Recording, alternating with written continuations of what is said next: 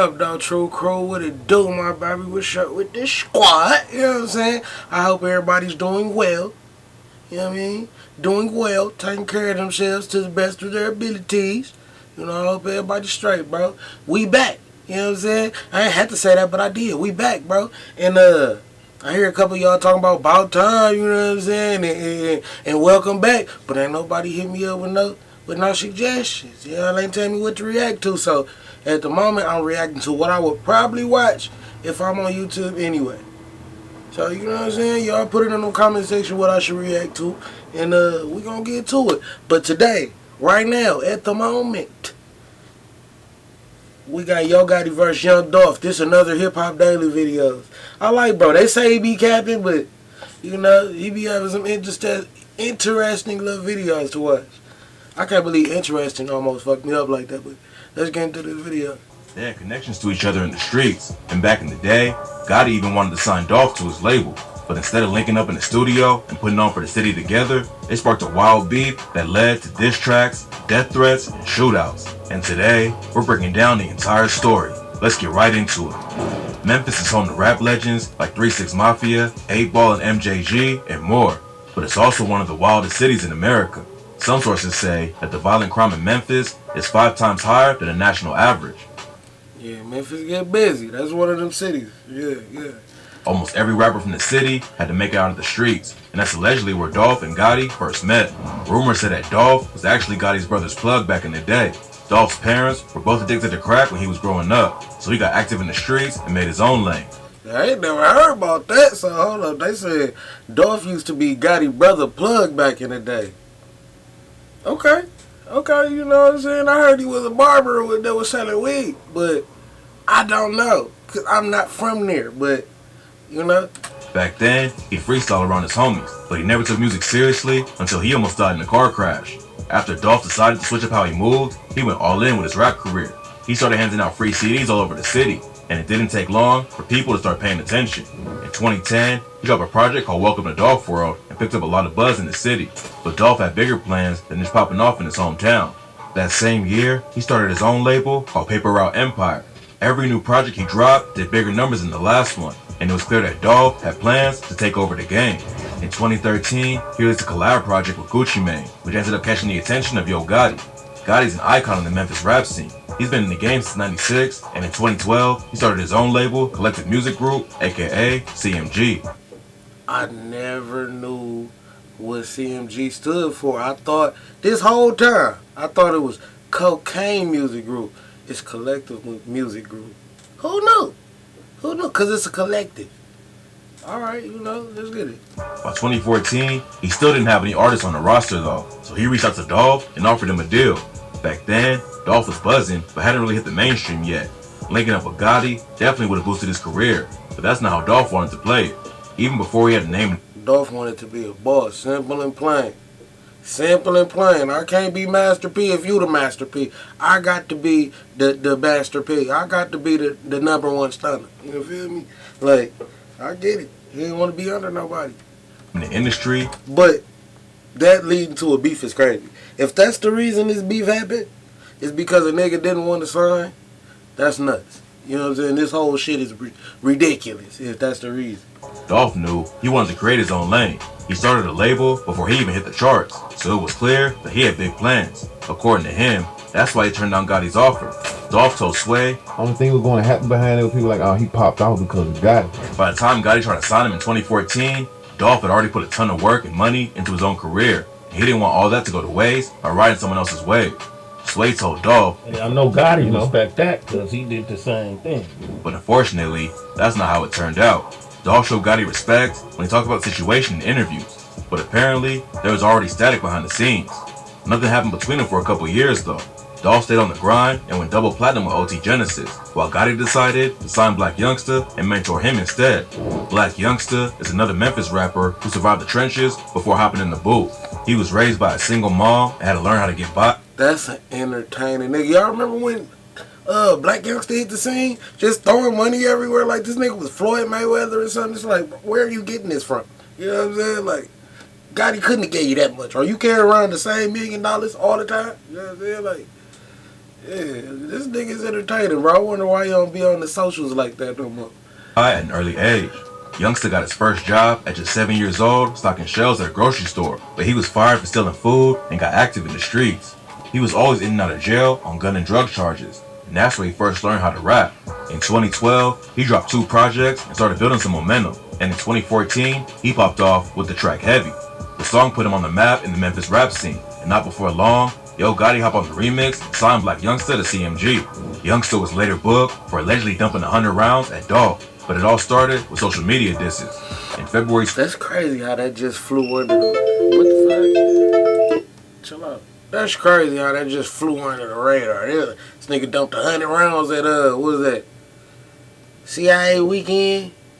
MIA weekend? I forgot which weekend it was, but one of them, might have been All-Star weekend. I don't know. But it was one of them big black events, and that nigga Dolph shit got chucked in. Dolph was dodging some bullets for a little while, man. They was on his ass. 2016, Dolph dropped his debut album and called it King of Memphis. Gotti had called himself the King of Memphis before, and he was allegedly tripping over the album title. Around the same time he released the album, Dolph made the beef official and tweeted, "Bro went from being my #1 fan and wanting to sign me to being my biggest hater. #facts." Gotti had beef in the rap game before, so fans expected him to clap back at Dolph, but instead, he just let his new artist do the dissing for him. While Gotti stayed quiet, Black Youngster hopped into the beef and called Dolph a He called Dolph a bitch. He called him a lot. He called him a little whore. You know what I'm saying? A little bitch. You know what I'm saying? He was saying a lot of shit. But if you think about it, dissing is how Gotti got in the game in the first place. He was dissing 3 6 Mafia to get on. You know what I'm saying? So, you know, it all come full circle. What you get in, what you put out is what you get in. So, you know what I'm saying? That nigga started his career off dissing. The next nigga started his career off dissing. Well, he didn't really start his career off, but he ended up dissing him. Gotti might be a hater. Gotti might be a hater because Dolph didn't start it. He spoke positively about Gotti and all that. I don't know, bro. I don't know. He might have... Gotti might be a hater, bro. Damn. Cause Dolph ain't started this shit with him. Dolph, how bro putting it, he putting it like Gotti started this shit. He went from my biggest fan to my biggest hater. That's crazy. social media, he wrote, "When I see that Dolph, I'ma smack the shit out of him on my life." Black Youngster even rolled up to Dolph's hood with a bunch of his homies, but nothing serious went down. Then a few weeks later, Dolph clapped back on IG and aired Gotti out for hating on Memphis rappers and sending Black Youngster to fight for him. He also accused Gotti of putting the police on him. Gotti, you was a I just got back to the city, they said you trying to put charges on me and put the police on me. And around the same time, looking for an easy way to get that LLC next to your business name? Say hello to CharlieRed989. You just go to their site and Dolph hopped on the remix of the track Ready by Trouble and said, "All of my they ready. Y'all some you scared. All on the internet telling, trying to have a real gelling. This shit around my neck so heavy. I'ma keep dripping sauce, spaghetti." Fans linked the Heavy line to Black Youngster's track Heavy, and Dolph took more shots at him and Gotti with the lines, "Any that record when it's time for gangster shit, he the police. And I your boss man baby mama, same hotel for 4 weeks. Never send a little boy to take care of grown man business. If I was you, I'd be mad at me too, so I ain't tripping." Black Youngster clapped back with the track Shake Some, where he called Dolph out by name. I ain't gonna lie, that Shake Some went off, didn't it? Shake Some, we gonna shake some. Hey, bro, yeah, that's and crazy. Said, "Dolph Thornton wanna play, I'm on tour with the K, Mac 11, Smith & Wesson, extended clip, 100 rounds on a Draco.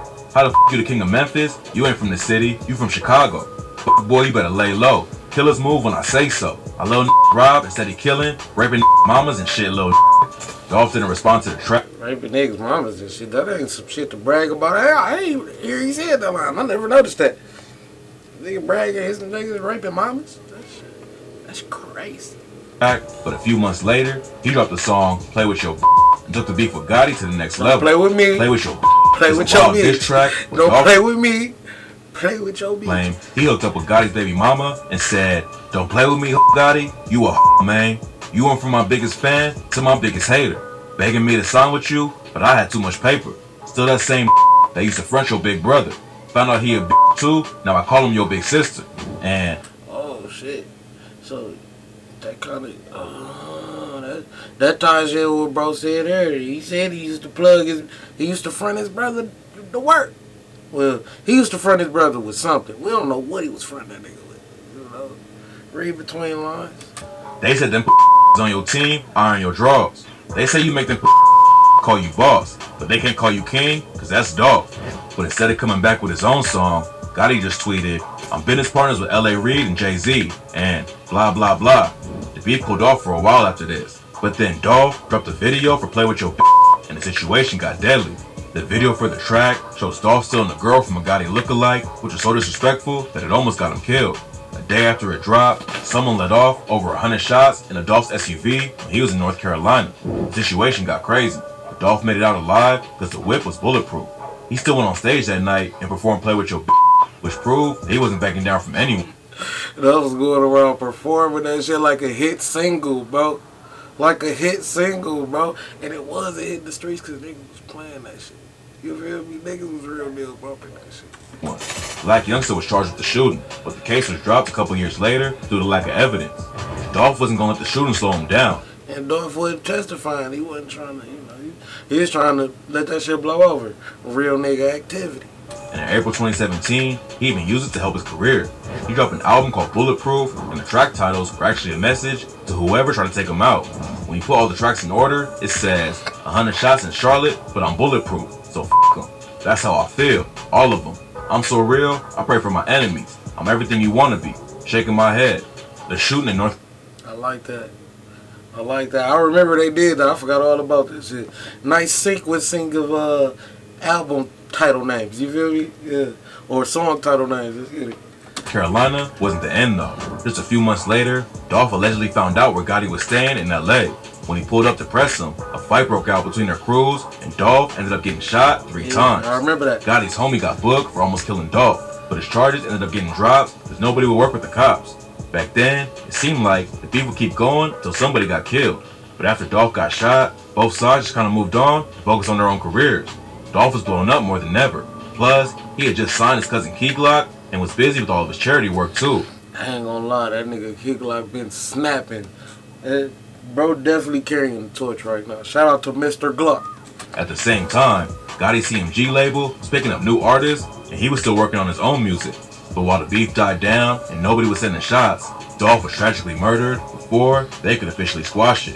In November 2021, Dolph was caught by 2 shooters at Makita's Homemade Butter Cookies in Memphis. While he was shopping in the bakery, the gunman pulled up and shot him over 20 times. When the news broke, rumors immediately started flying that Gotti was behind it. But right now, there's no evidence that links him to this. A lot of people still think that. You know what I'm saying? Hey, I'm indifferent. I ain't got nothing to say about nothing. I don't know. You know what I mean? But who knows, bro? You know what I'm saying? This rap shit crazy. Hit. The cops have charged 5 dudes who they believe were involved, but nobody knows why they wanted to kill Dolph.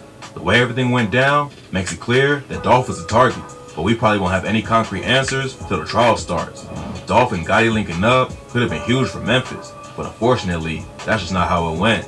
It's still not clear if Gotti was pressed like that over Dolph turning down his offer, or if there was more going on behind the scenes we don't know about. But whatever the issue was, it led to one of the craziest rap beefs in Memphis history and helped turn Dolph into a legend in his hometown and the entire rap game. Rest in peace to young Dolph. Man, Gotti comment section still going crazy with niggas accusing him of doing some ill things, you know what I'm saying? Oh no, man, this whole shit is wild. R.I.P. to Dolph. Shout out to Gotti. Shout out to Black Youngster. Shout out to Key Glock. And shout out to all the other surrounding players in that. Everybody be blessed, bro. Till the next time. Y'all be smooth. Stay out the way. Give me something to react to. Put it in the comment section. Like and subscribe for these vibes. Till the next time, like I said, we out.